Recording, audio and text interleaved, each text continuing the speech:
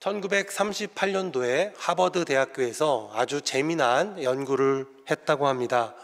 그것은 미국 하버드대 재학생과 보스턴 빈민가의 청년들 중에 앞으로 누가 더 행복한 또 건강한 인생을 살아갈까 하는 그러한 연구였습니다.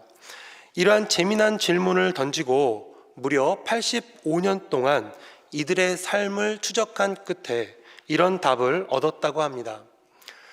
우리의 방대한 과학적 연구의 메시지는 의외로 간단했다.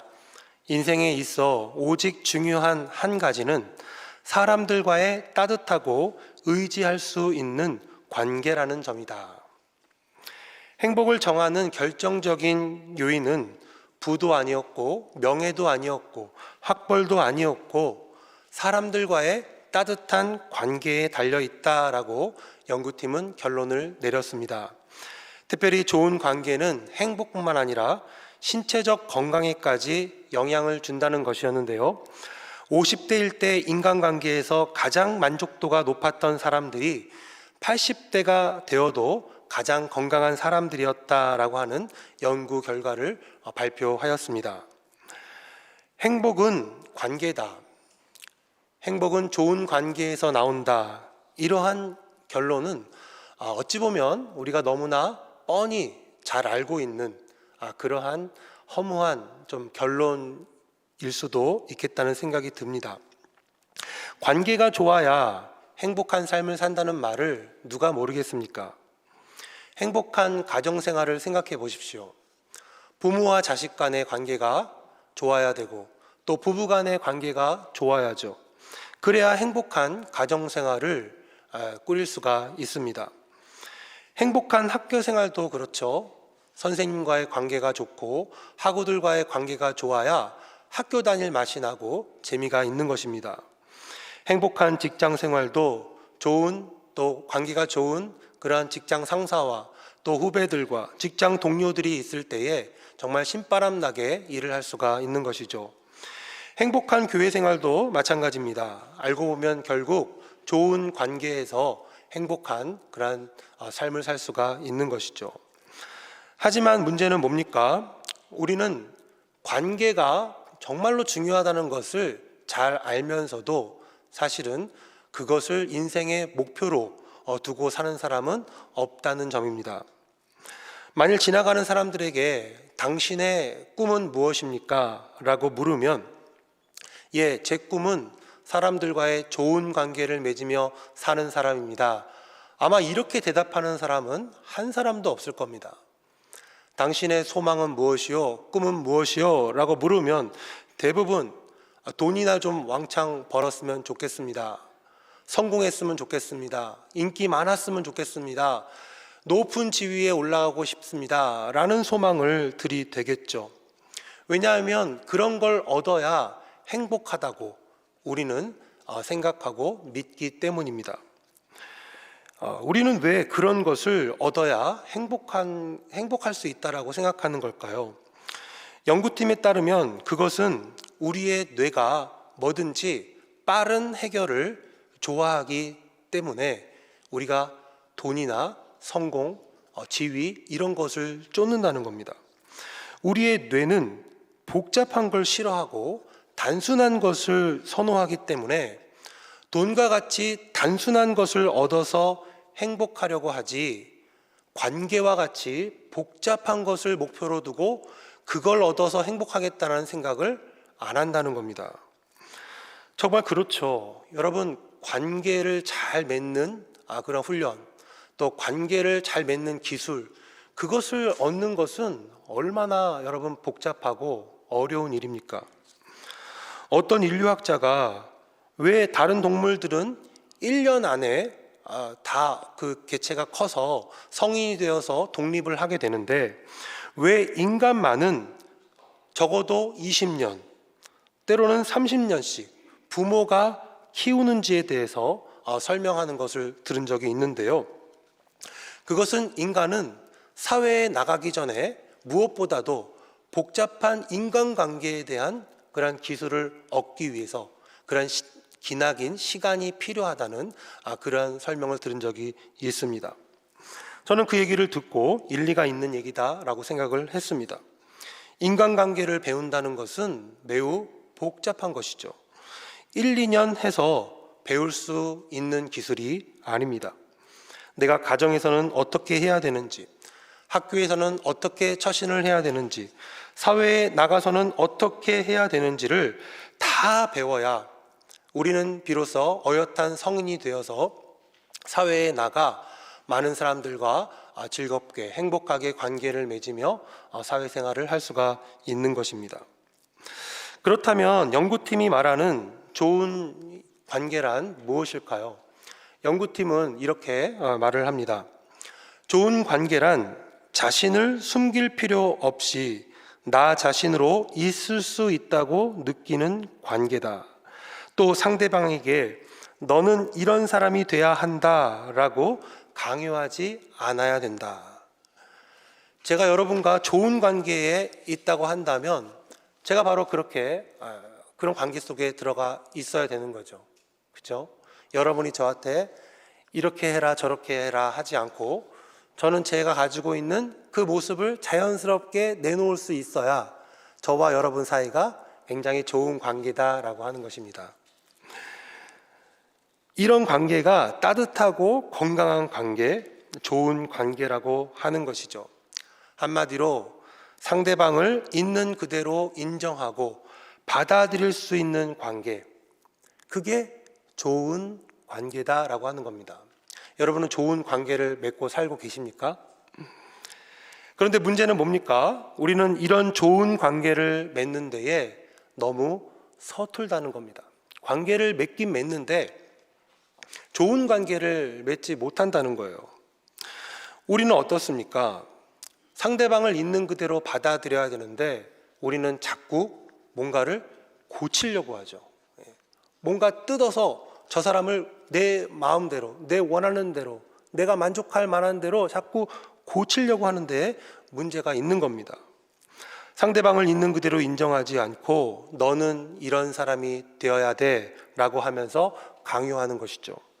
사실 굉장히 폭력적인 것인데 우리는 또 그 일을 하면서 그것을 폭력이라고 말하지 않고 그것을 또 사랑이라고 말을 합니다.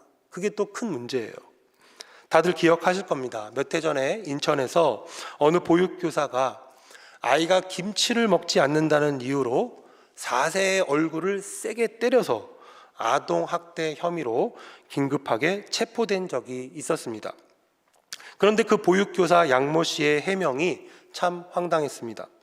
그는 재판정에서 자신은 아이들을 너무나 사랑해서 그런 것이지 폭행은 아니었다라고 진술했습니다. 이것이 법원에서 양모 씨가 한 해명이었습니다. 한마디로 나는 그 아이를 사랑했다. 너무나 사랑해서 그런 것이지 그를 때린 것은 아니었다라고 하는 겁니다. 이해는 어느 정도 갑니다.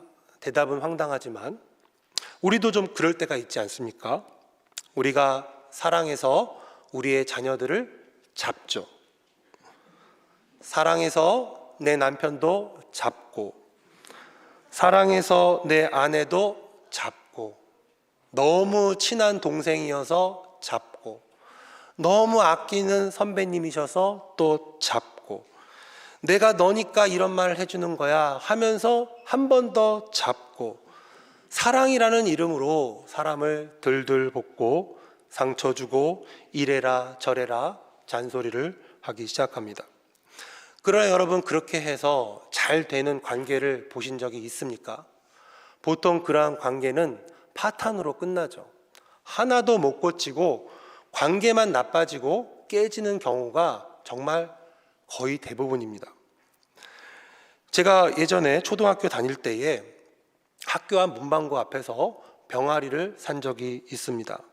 저는 그 병아리를 닭으로 키우겠다라고 하는 그러한 포부를 가지고 마이신 항생제도 먹이고 아저씨한테 돈을 더 주고 좁쌀도 더 많이 사서 먹이고 신문지 깔고 그렇게 정성스럽게 키웠습니다.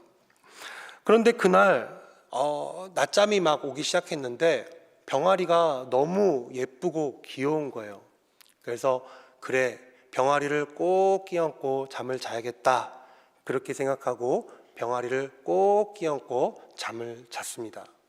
어떻게 되었겠습니까? 꼭 끼얹어서 제가 죽였습니다. 제 등치도 생각하지 않고 그 어린 병아리를 잡고 잠을 잤으니 병아리가 살아남았겠습니까? 저는 그날 얼마나 펑펑 울었는지 모릅니다. 저의 그릇된 사랑이, 또 과한 사랑이 병아리를 죽였던 겁니다. 여러분, 이런 것은 사랑이 아니죠. 사랑이라는 이름의 폭력이죠. 진짜 사랑은 상대방의 입장에서 상대방이 뭐를 좋아하는지를 생각해보고, 상대방이 비록 내가 원하는 대로 하지 않는다 할지라도 있는 모습 그대로 받아주며, 상대방에게 이래라 저래라 하지 않고 강요하지 않는 것을 진짜 사랑이라고 말할 수가 있습니다. 그런 점에서 제가 존경하는 보네퍼라고 하는 그 목사님이 참 귀한 말을 한 것을 제가 기억하고 있습니다. 그는 그의 책 신도의 공동생활에서 그리스도를 사이에 두고 하는 교제를 주장했었는데요, 거기서 보면 이렇게 말을 합니다. 제가 읽어보겠습니다. 그리스도가 나와 남 사이에서 서 계십니다. 그것은 무엇을 말합니까? 그것은 내가 내 사랑으로 남을 이래라 저래라 휘두르려고 한다든가 지배하려는 모든 노력을 깨끗이 포기해야 한다는 것입니다. 남을 나에게 매이지 않는 사람으로서 있는 그대로 사랑하는 것입니다. 다시 말하면 그리스도가 그를 위해서 사람이 되셔서 죽으시고 다시 사셨고, 그를 위해서 죄사함을 먼저 받으셨고 영생을 마련해 주신 그런 사람으로서 그를 사랑하는 것입니다. 그러므로 나는 내 형제를 그리스도께 돌려드려야 합니다. 그리스도께서, 예수님께서 나와 남 사이에 서 계신다는 겁니다. 지금 저와 여러분 사이에 예수님이 서 계신다는 거예요. 여러분 옆 사람하고 지금 그 사이에 예수님이 서 계신다는 거예요. 따라서 누군가를 바라볼 때 그냥 바라봐서는 안 된다는 겁니다. 항상 예수님을 통해서 그 사람을 바라봐야 된다는 것이죠. 예를 들면 내 아내를 바라볼 때 나와 내 아내 사이에 누가 있다는 겁니까? 예수님이 계시다는 겁니다. 그 예수님께서 내 아내를 위해서 죽으시고 내 아내를 위해 다시 사셨으며 내 아내의 죄를 깨끗하게 하시며 내 아내에게 이미 영생을 주신 자로 내 아내를 바라봐야 된다는 겁니다. 아유, 예수님, 제가 목사인데, 제가 지금 장로로 지금 몇 년인데 뭐 여기까지 오십니까? 제가 충분히 제 아내 정도는 사랑할 수 있습니다. 이거 안 된다는 겁니다. 항상 그 사람과 그 사이에, 가까우면 가까울수록 예수님을 그 사이에 두고 그 사람을 바라보는 훈련을 해야 된다는 거예요. 내 남편을 바라볼 때도 마찬가지라는 겁니다. 어이구, 웬수야, 가스불 하나도 못 켜냐? 나 없이면 어떻게 살라 그래? 그러면서 등짝 스매싱 때리면 안 된다는 겁니다. 사랑하는 내 남편도 아무리 술을 마시고 늦게 들어온다 할지라도 우리 예수님께서 핏값으로 사신 자라는 그러한 마음으로 그 사람을 섬겨야 된다, 바라봐야 된다라고 하는 겁니다. 내 자녀를 바라볼 때도 마찬가지입니다. 너는 내 새끼니까 너는 이런 사람이 돼야 돼, 너는 이런 학교를 가야 돼 라고 내 사랑으로, 내 판단으로, 내 소유권으로 이래라 저래라 하면서 휘두르거나 지배하려는 모든 노력을 포기해야 된다는 겁니다. 왜냐하면 걔네들은 주님께서 받으신, 주님께서 사랑하시는 주님의 자녀이기 때문이라는 거죠. 정말로 여러분, 어떤 사람과 여러분이 가까운 관계를 맺고 싶다면요, 예수님을 생각하면서 예수님께서 저 사람을 위해서 죽으셨지라고 하는 마음으로 그 사람에게 다가가셔야 됩니다. 그래야 그 사람을 진실하게 만날 수 있고, 그래야 그 사람도 두려워하지 않고 자기의 모습을 내어놓으면서 여러분과 정말 깊은 대화를 할 수가 있는 것입니다. 그러므로 보네퍼는 계속해서 이렇게 말을 합니다. 이런 뜻에서 우리는 그리스도를 사이에 두어야만 남을 만날 수 있습니다. 그리하여 우리는 형제와 함께 그리스도에 대해서 이야기하기보다는 그리스도와 함께 형제에 대하여 이야기하게 됩니다.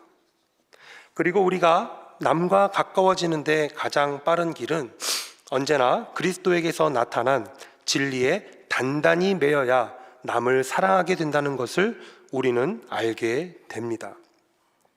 보네퍼는 그리스도를 사이에 두어야지만 진짜 그 사람을 만날 수 있다라고 말을 합니다.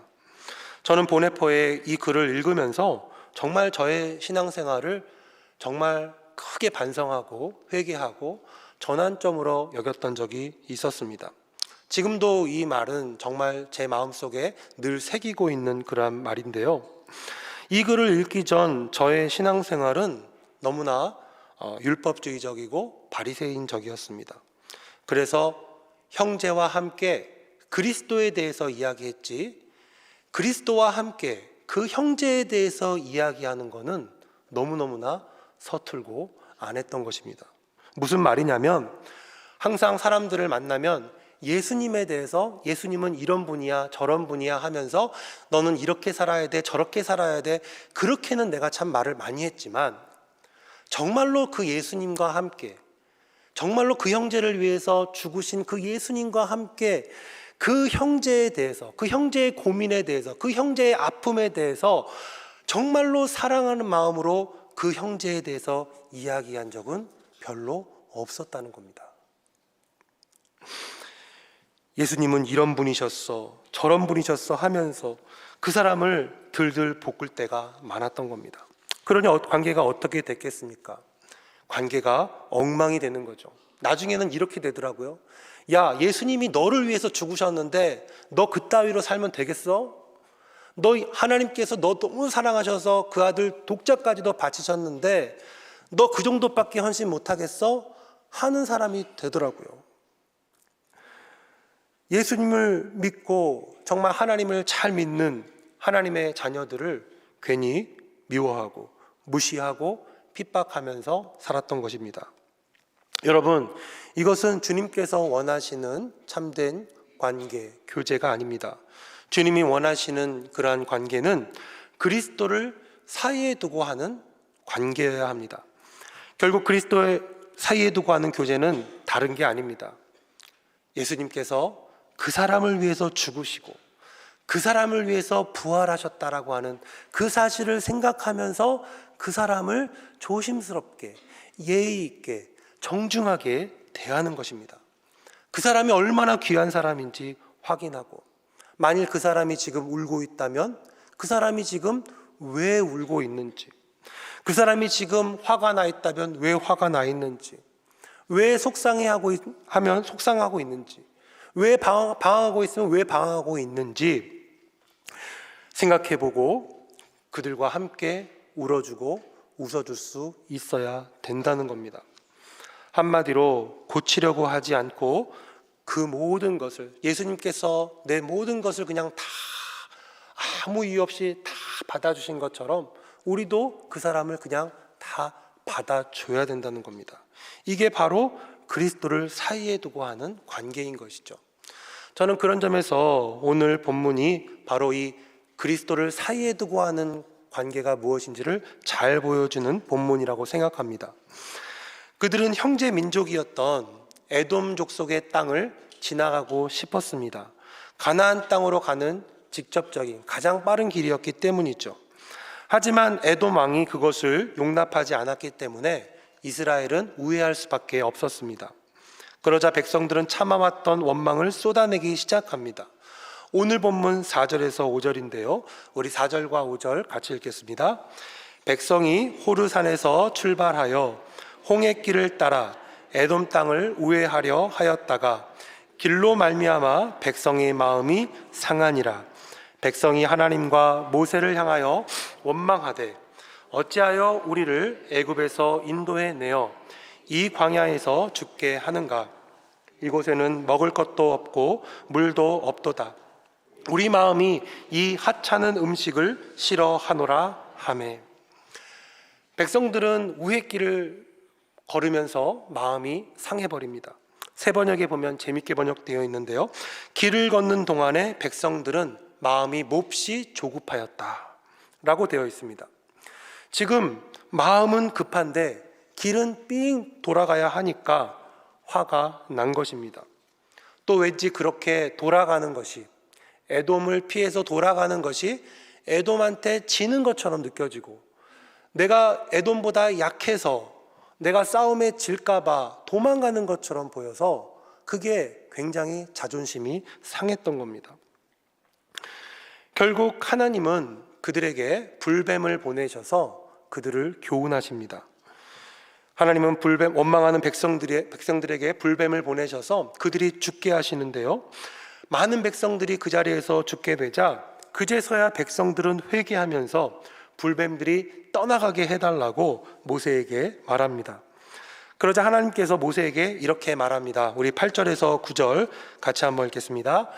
여호와께서 모세에게 이르시되 불뱀을 만들어 장대 위에 매달아라. 물린 자마다 그것을 보면 살리라.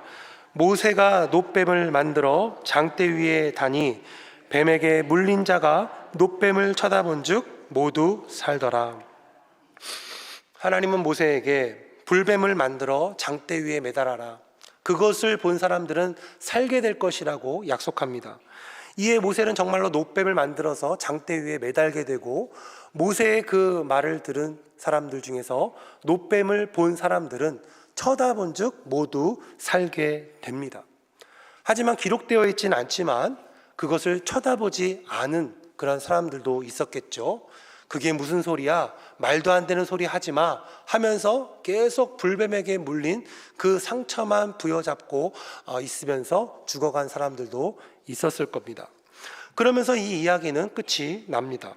여러분, 이게 무슨 뜻일까요? 어떤 교훈을 우리에게 주고 있는 것일까요?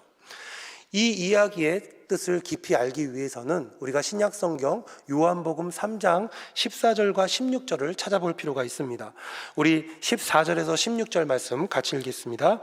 모세가 광야에서 뱀을 든 것 같이 인자도 들려야 하리니 이는 그를 믿는 자마다 영생을 얻게 하려 하심이니라. 하나님이 세상을 이처럼 사랑하사 독생자를 주셨으니 이는 그를 믿는 자마다 멸망하지 않고 영생을 얻게 하려 하심이라. 우리가 잘 아는 요한복음 3장 16절의 말씀이죠. 그 말씀 위에 보면 바로 이 모세가 광야에서 든 그 놋뱀에 대해서 설명하고 있는데요, 그 놋뱀은 바로 인자, 바로 예수님을 뜻한다고 되어 있습니다. 그리고 그 예수님을 예표하는 그 놋뱀을 쳐다보는 자, 그 예수님을 바라보는 자는 결국 영생을 얻고 구원을 얻을 수 있다라는 그런 내용입니다. 무슨 말입니까? 지금 길을 막고 있는 그 에돔 놈들 때문에 백성들의 마음이 상한 겁니다. 우리가 왜 돌아가야 돼? 우리가 뭘 잘못했다고? 하나님 나라를 들어가려고 한다는데 왜 이들이 가로막고 서 있는 거야? 쟤네들 왜 저런 거야? 같은 형제 민족이라며 이럴 땐 같이 도와야 되는 거 아니야? 비켜줘야 되는 거 아니야? 그런데 왜 막고 있는 거야? 하면서 지금 이스라엘 백성들은 원망과 불평 속에서 그 모든 관계가 다 깨어진 상태로 지금 죽어가고 있는 겁니다. 아마 뱀에 물린 고통이 그런 고통이 아닌가 그런 싶습니다. 뱀에 물리면은 사람이 경직된다 그러죠. 우리가 관계에서도 그렇지 않습니까? 관계가 틀어지면 경직되게 됩니다. 아마 그들은 그 관계가 틀어졌고 정말 불뱀이 물는 그런 고통을 겪으면서 그렇게 아니 왜 그런 거야? 왜 그런 거야? 쟤네들은 왜 그런 거야? 하면서 지금 죽어가고 있는 겁니다. 여러분, 그럴 때 누굴 바라봐야 산다는 겁니까? 예수님을 바라봐야 산다는 겁니다. 지금 내가 물린 그 상처, 그 고통, 그 아픔, 또 나에게 상처 준 사람, 그 사람 바라보면 계속 그 상처만 들여다보다가 죽게 된다는 거예요. 그런데 예수님 바라보면 어떤 일이 벌어집니까? 하나님이 에돔을 이처럼 사랑하사 독생자를 주셨으니 이는 저를 믿는 자마다 멸망치 않고 영생을 얻게 하려 하심이라. 우리 하나님께서 내 앞길을 막는 저 에돔도 사랑하시는구나. 저 에돔도 하나님의 사랑하는 자녀요, 알고 보면 나와 형제요 자매이구나 라는 것을 예수님을 볼 때 우리가 알 수가 있는 것입니다. 내 생각, 내 판단, 내 억울함, 내 고통, 내 희생, 그런 거 다 내려놓고 예수님을 바라볼 때에 우리는 그 모든 관계에서 틀어진 그 모든 불뱀의 그 독들, 원망과 불평의 그 사슬, 거기서부터 해방될 수 있다는 겁니다. 하지만 주님 바라보지 않고 계속 물린 상처만 바라보면서 왜 그래? 도대체 왜 그런 거야? 왜 내 앞길 막는 거야? 도대체 이유가 뭐야? 만을 외치는 자들은 계속해서 그 불뱀의 고통 속에서 살아가는 것입니다. 제가 이와 관련해서 한강이라고 하는 시인이 쓴 괜찮아라고 하는 시가 있어서 여러분께 소개해 보고자 합니다. 시 내용은 이렇습니다. 태어나 2달이 되었을 때 아이는 저녁마다 울었다. 배고파서도 아니고 어디가 아파서도 아니고 아무 이유도 없이 해질녘부터 밤까지 꼬박 3시간. 거품 같은 아이가 꺼져버릴까 봐 나는 2팔로 껴안고 집안을 수없이 돌며 물었다. 왜 그래? 왜 그래? 왜 그래? 내 눈물이 떨어져 아이의 눈물에 섞이기도 했다. 그러던 어느 날 문득 말해봤다. 누가 가르쳐준 것도 아닌데 괜찮아, 괜찮아, 이젠 괜찮아. 거짓말처럼 아이의 울음이 그치지는 않았지만 누그러진 건 오히려 내 울음이었지만 다만 우연의 일치였겠지만 며칠 뒤부터 아이는 저녁 울음을 멈췄다. 30 넘어서야 그렇게 알았다. 내 안에 당신이 흐느낄 때 어떻게 해야 하는지. 울부짖는 아이의 얼굴을 들여다보듯 짜디짠 거품 같은 눈물을 향해 괜찮아. 왜 그래가 아니라 괜찮아. 이제 괜찮아. 무슨 내용인지 알겠죠?